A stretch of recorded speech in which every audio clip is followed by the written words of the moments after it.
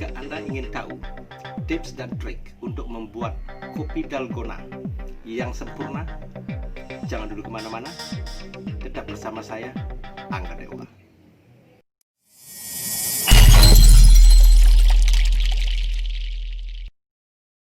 Untuk resep penuhnya silahkan cek di deskripsinya di bawah ini.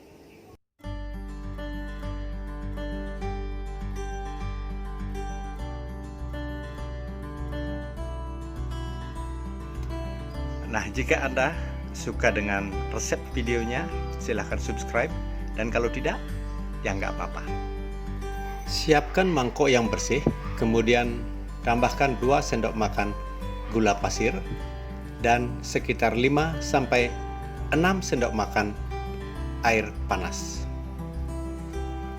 Lalu aduk gula pasir dengan air panas tersebut hingga gula pasirnya mencair seperti ini. Kemudian tambahkan 2 sendok makan kopi serbuk Nescafe dan aduk secara acak. Lalu dengan menggunakan saringan teh atau saringan kopi, kita kocok campuran tadi hingga mengental seperti ini.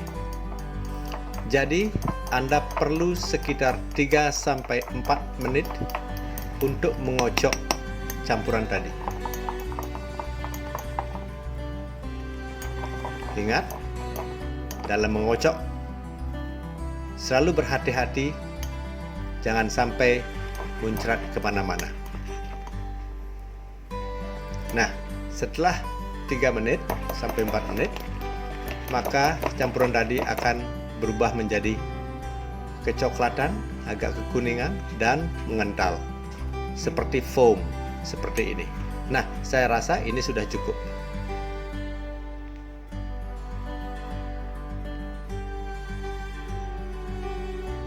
Sediakan gelas yang bersih, tambahkan es batu secukupnya, kemudian tambahkan susu segar secukupnya juga, lalu baru kita topping dengan campuran dalgona ini sampai ke puncaknya sesuai dengan selera Anda.